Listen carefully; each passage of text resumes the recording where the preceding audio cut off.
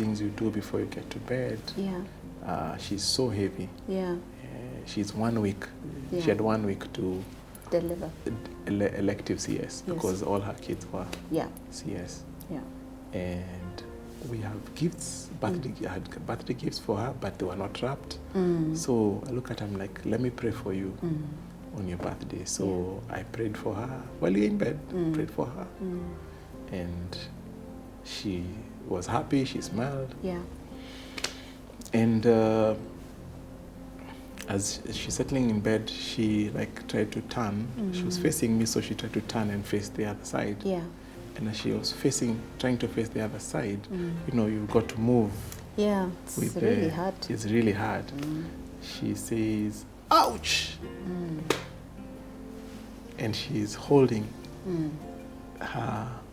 the lower part of her belly. Or abdomen. Yeah, and it was every day, you know, we end up, so she was in theater. Yeah. So I get her to theater, we get her to theater, but there's a problem. The whole of Nairobi Hospital, there is no, what do you call this guy? Anesthetist. Oh. The whole of Nairobi Hospital, there is no anesthetist. Goodness. Who is there? Oh, my, on duty, yeah. And the guy has to come from home. My goodness. So they diagnosed, the diagnosis was a ruptured womb. Okay. So she was bleeding internally. Yeah. And she needed an emergency Yeah. with me. So she is bleeding Yeah. this 1 hour as we are waiting for the doctor. And the gyna comes and I tell her, I say, please Yeah. save my wife Yeah. and child. And she looks at me and she said, your child. I don't think I can. But we'll try and save your wife. And I'm like, God. And I think Halima had. And I think that's where the transaction happened. My goodness. There was no way she was going to lose another one. Yeah. I think she negotiated her life for this one, you know. Yeah. And the anesthetist comes and she's wheeled in, and for the next 10 hours, they're trying to figure out where she's bleeding. They can't find it? They can't find it. And nurses are running outside and coming with pints of blood. She was pumped in 42 pints of blood. And the normal, a human being has about 11 to 13 pints of blood. Yeah. So she lost all her blood, got new one, lost again. Lost it. Yeah. Yeah. Meanwhile,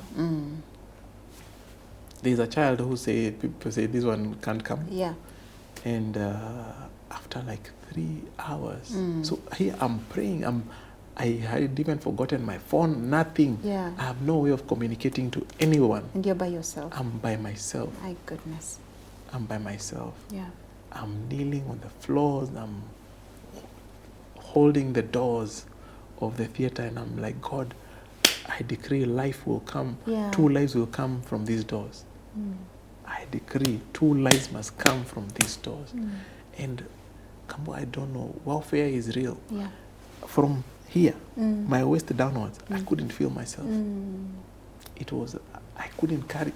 I'm like, God, what? I can't even walk. Yeah. So I'm literally dragging myself. Yeah. And after like 3 hours, this doctor and 2 nurses walk out, and there's this child who comes out wrapped, swaddled. Yeah. All the others were coming with a cat. Yeah. And they stand there like they are lost. They're like, who could possibly be the father to this child? And I asked them, is that Helima's child? And they said yes. And they're like, yeah, this is your child. Oh my gosh. And You see, the child, when they were trying to save Halima's life, Yeah. someone put the hand in those. She was full of blood. Yeah. Put the hand in. They felt a heartbeat, Okay. and they yanked the baby out, and the baby scored 2 out of 10. So That's the baby, low. very low. The baby had to be resuscitated. So they were suspecting the baby had been deprived of oxygen, Yeah. and therefore they were doubting That's the brain. yeah. The brain could have been affected. So from there, it was NICU, Yeah. the baby's ICU. Yeah. So we go there, we say, this baby has to be put under very low temperature conditions so that the brain is not taxed to work too much, so that we can try and salvage the brain. Yeah. And it looks bad, but that was the list of my problems then. Yeah. This one like, at least I can see. Yeah. This one is alive. From morning, Yeah.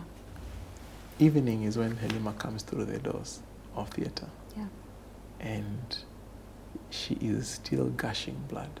Oh. They couldn't even close her up. So because they had to stop the operation because now she was going to die on the table. So anyone who's been to ICU, you know the drill. Yeah. So they're like, you know what? Let's have a family brief. When you hear family brief, you know you're just being prepared for something. You know what time it is. Yeah. You know, family brief. So they call for a family brief, and I'm like, I'm interpreting, and the doctors are like, she is very, very sick.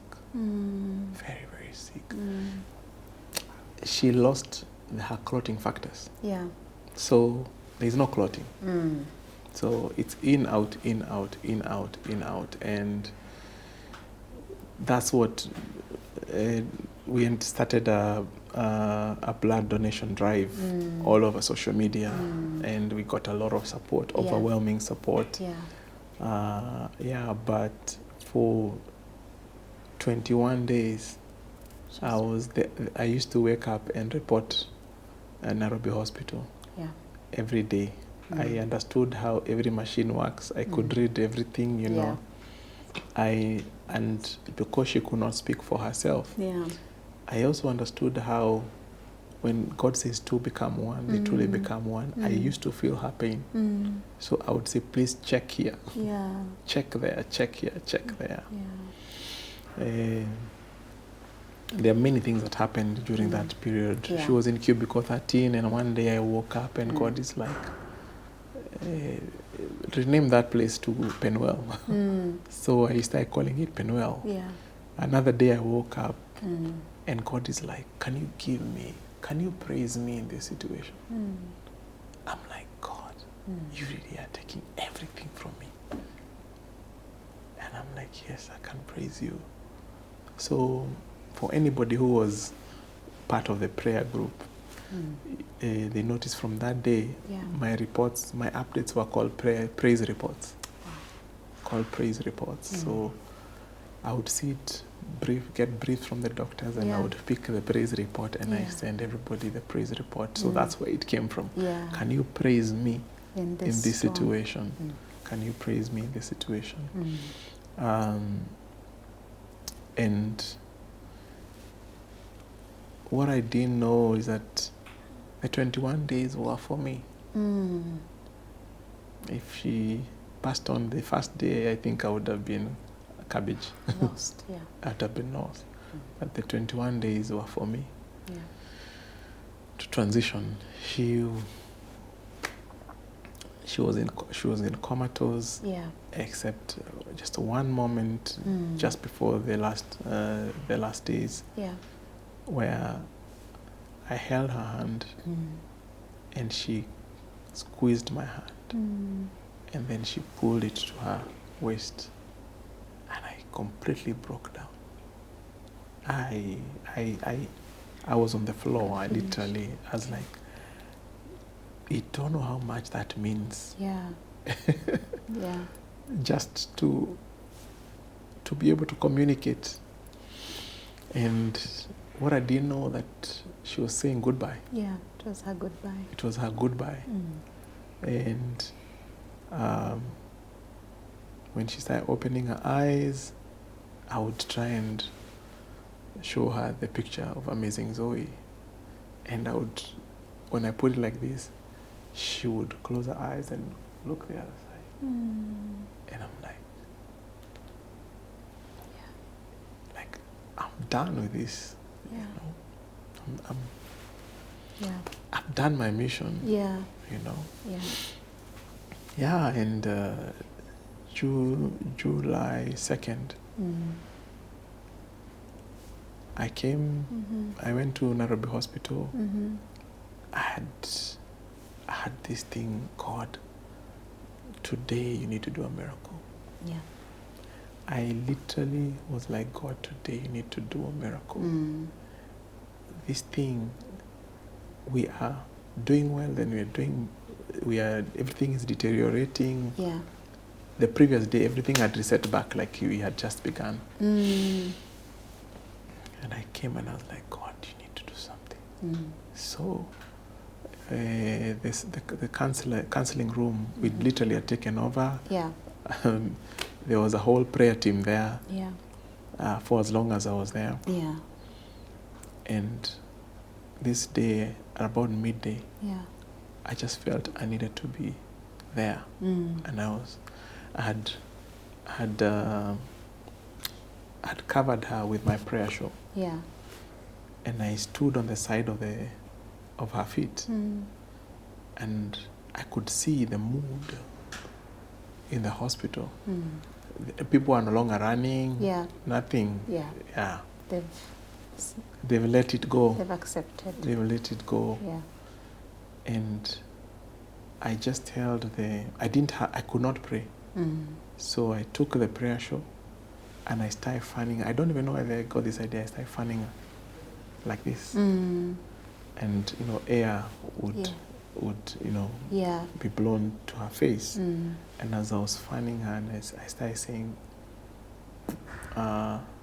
new breath, new breath, new breath, new breath. And then all of a sudden, our heartbeat moved from 64 to 0. And when that happens, all the alarms should go off. Yeah. Nothing went off. So I go and ask the nurses, what's going on? What's going on? The heartbeat has gone to 0. Yeah. So they dash in there and a whole process of resuscitation starts. Never came back. Never came back. Yeah. And I realized it was a privilege that God allowed me to be in the same room with him and her when he came for her. Going home, when she was going home. And I realized that as I was saying new breath, I did not even understand what I was saying. Yeah. But I was giving her a push to the gates of heaven. Yeah. And where she got new breath. Yes, new breath, new breath. Yeah. And that threw us into a different season. Yeah, yeah.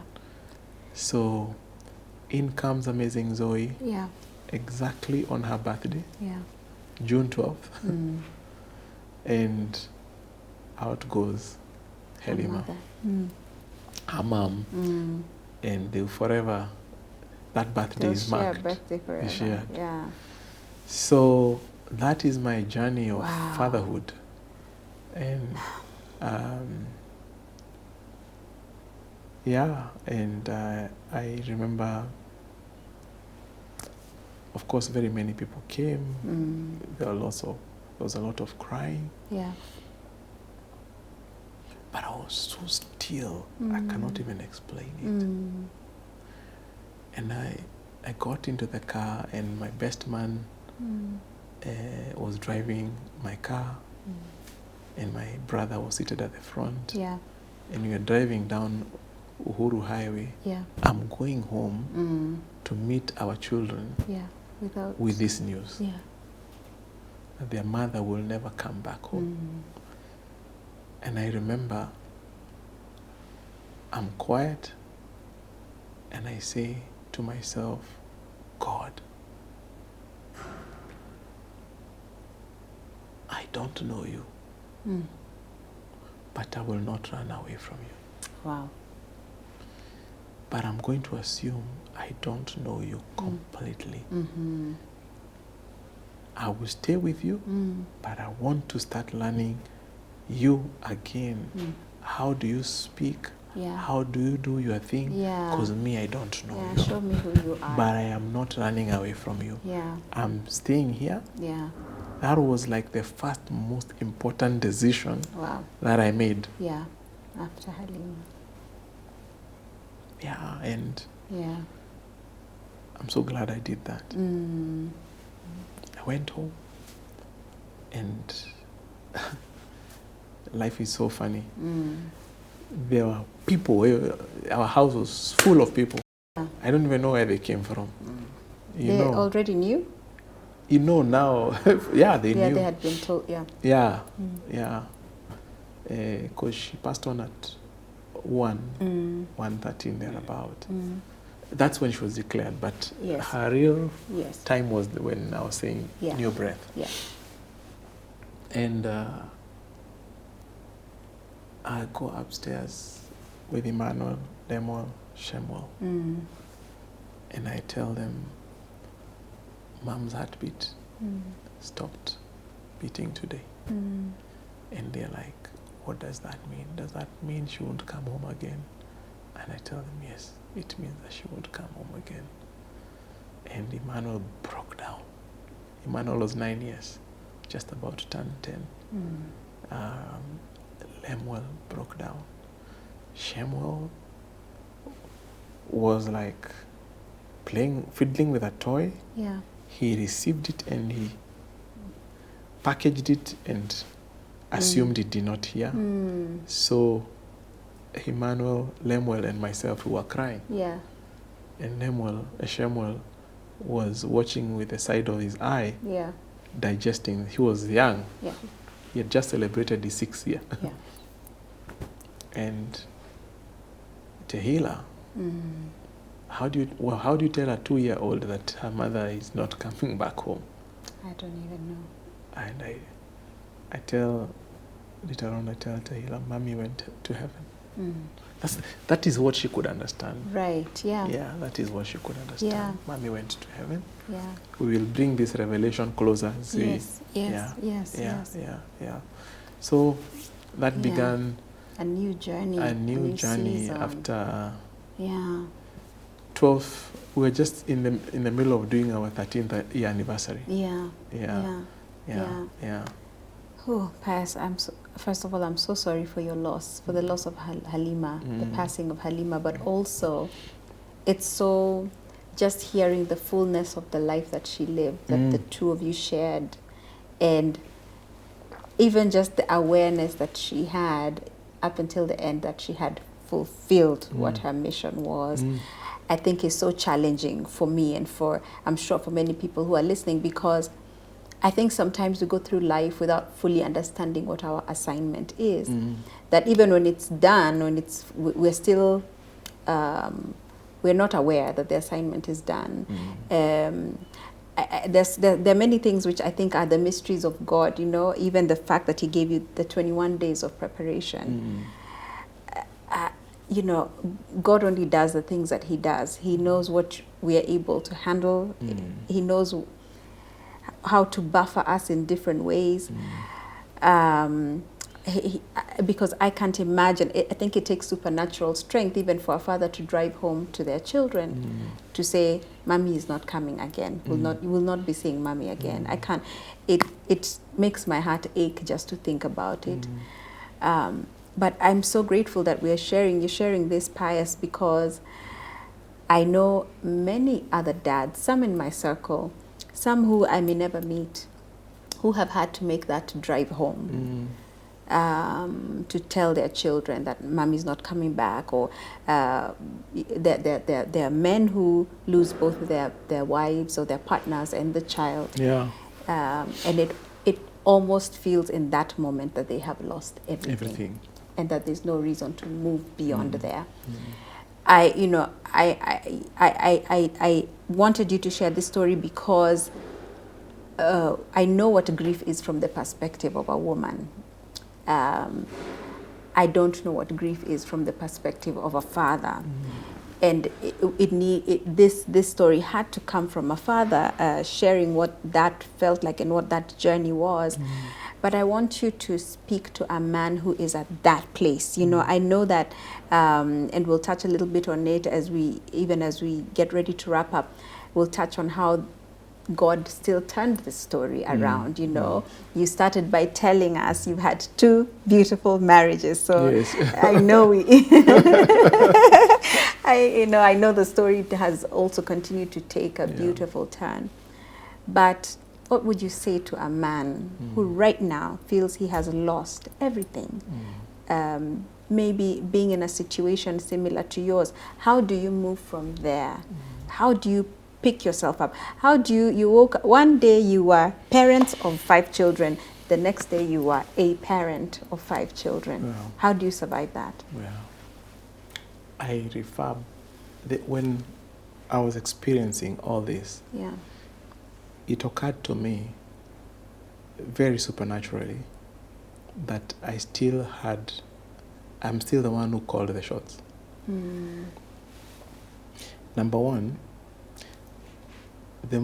one of the most challenged relationships when this happens is your relationship with God.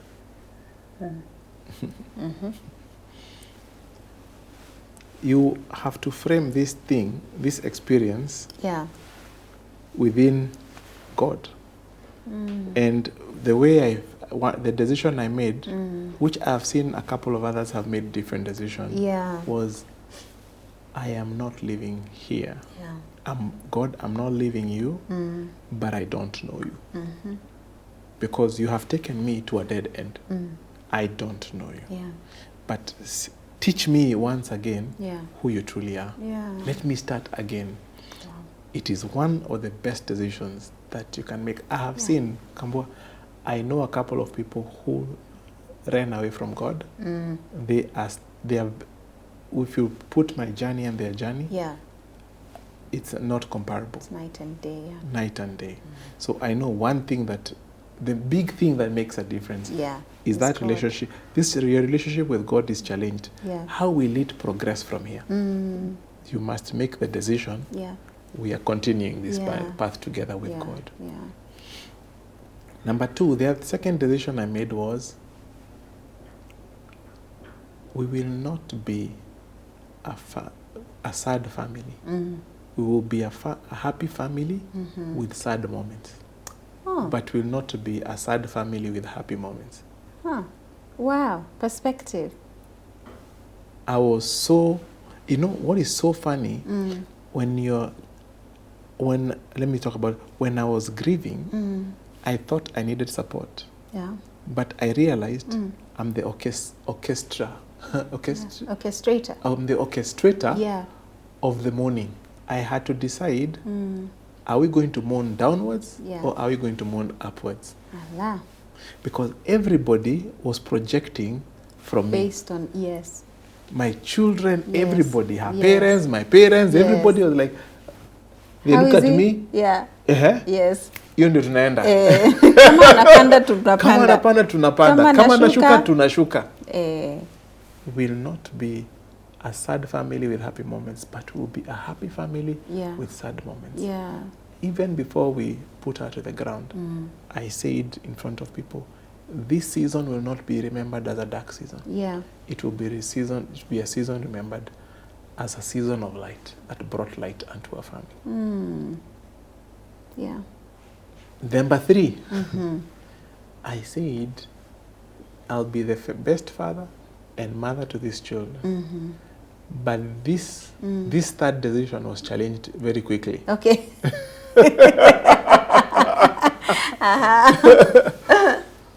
I say, I am the only parent, so I'm going to be the best father and best mother to them.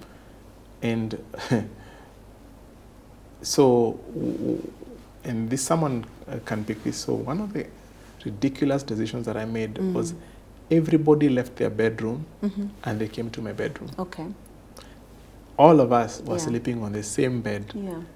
Only Emmanuel would sleep in the same bedroom, Yes. but on a mattress Yeah. on the floor. Yeah. But we needed to be together. I had to Yeah. gather my family Yeah. together, my children together. We needed to be together. We Yeah. needed to cry together. We needed to get through it together. we need to get survive through it together. Yeah. So we would be squeezed in the bed, Mm. and 3 a.m. in the morning, I see a shadow walking in darkness and comes to my side, and then they kiss me on the cheek. Yeah. And it is my son Lemuel, and he tells me, "Dad, I love you."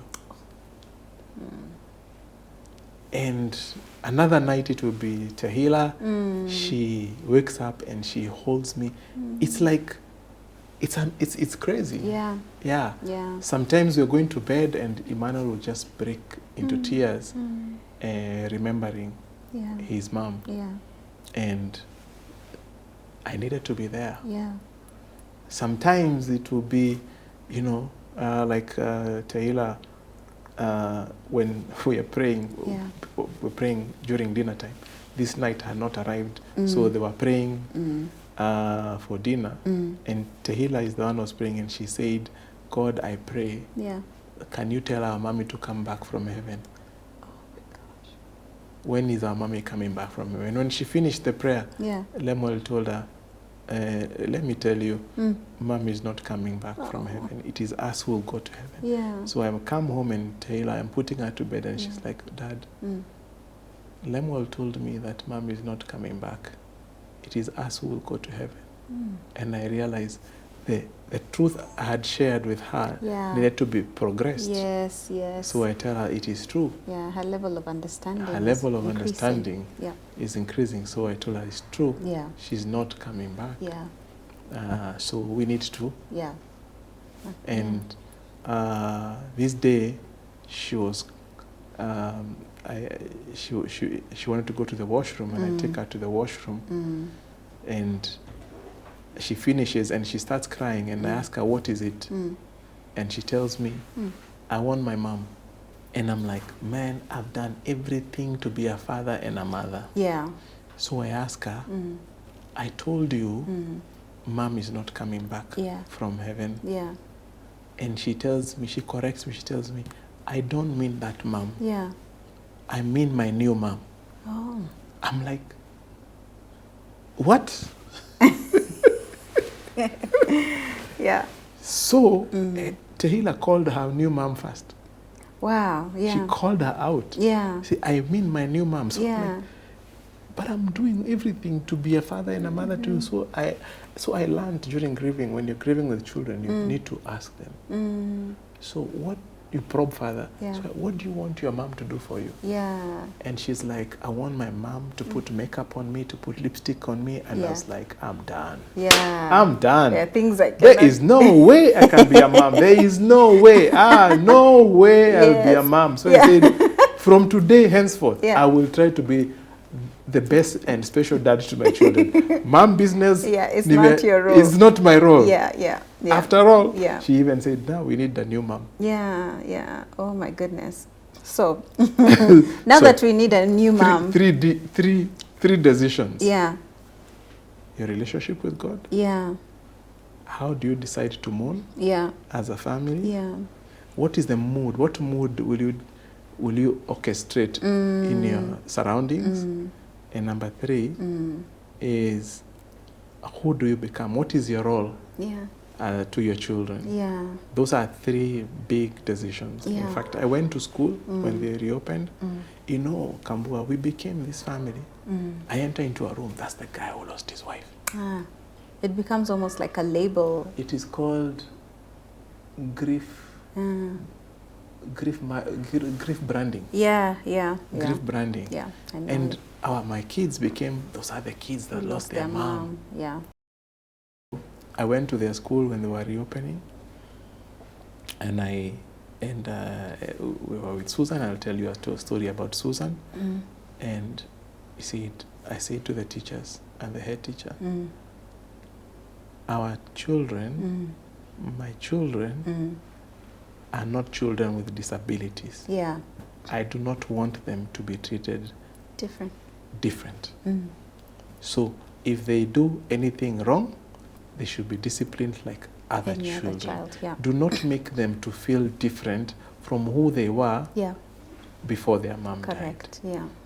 Treat them exactly the same way. Yeah, yeah. No special treatment. Yeah. We are not going to give ourselves excuses because we are grieving. Yeah. So that was another major decision. Yeah. I mean, and I think that I'm so grateful for that, because those are very practical things that you're saying, and that someone can definitely pull from. I actually feel like, you know, because I'm feeling like we're not there yet. we're not, yeah, like, but we must touch on Joyce. We must touch on this marriage to Joyce. They will not. It will never be complete without Joyce. Exactly. Yes. We have to touch on Joyce, and I feel that with your permission, Pius, I'll have to bring you back, because I also feel like this part of your story is a whole different conversation that we need to have, possibly even just a round table with 2 or 3 other men. But for now that I have you for a few more minutes, please tell us, because Tehila said, I want my new mom. Yes? Tell us where new mom came from. How did that happen? How much longer? And tell us. This one I want to beg your indulgence. Yes, sure. This story will never be balanced until we say this part of the story. Yes. So, when on July 12th we buried Helima. Yeah. And then, so July 3rd. July 2nd is when she passed on. Yeah. And then I woke up on July 3rd. Yeah. And I was in shock that I was alive. Because we always say, until death do us apart. Yeah. But nobody ever imagines how that looks like. To me, when I said that vow, I was supposed to be dead. I was supposed to be the one who... not her. Not her. Yeah. So I was in so much shock how there is a beyond. I'm like, what? How can there be another day after that? Yeah. And now that is where my Unbound began. Your new your YouTube channel. My Unbound tribe. Your Unbound tribe. That's where it began. Because then, if I'm alive, God still has a purpose for me. Correct. Question number 1. Helima was a kingdom spouse. Yeah. She was specially selected for me. Yeah. Is it possible for someone to have 2? It's a good question. Yeah. So I was in a spiritual deadlock. And I remember I asked God, can there be another Helima? Those were my exact words. Yeah. Can there be another Helima? And God did not waste his time. He just said, how much do you trust me? Oh my God. That question, that was not how I expected him to answer me. And it was so deep inside me, because what God asked me was not whether you trust me. Is how much do you trust me? Wow, how much? And I was like, hey, I felt God invited me into an adventure that was going to rattle my world. Wow.